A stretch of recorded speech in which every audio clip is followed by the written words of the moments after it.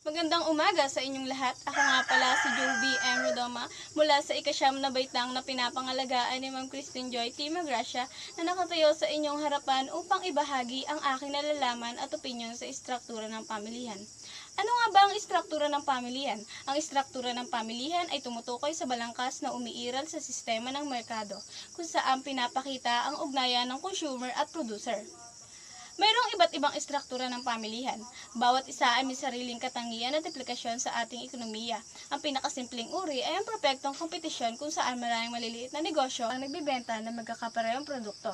Sa ganitong uri, walang sino man ang may kapangyarihan na makaapekto sa presyo ng produkto.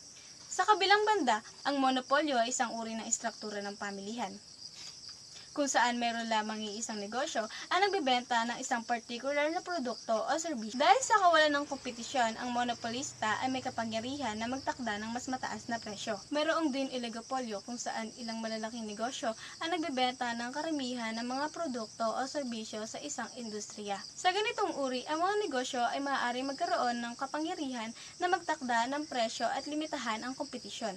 Ang monopolistic competition naman ay isang uri ng istruktura ng pamilihan, kung saan maraming negosyo ang nagbebenta ng mga produkto na bahagyang naiiba sa isa't isa. Uri ang mga negosyo ay maaaring magkaroon ng kapangyarihan na magtakda ng presyo sa loob ng isang limitadong saklaw ng pamilihan. Ang istruktura ng pamilihan ay may malaking epekto sa ating ekonomiya.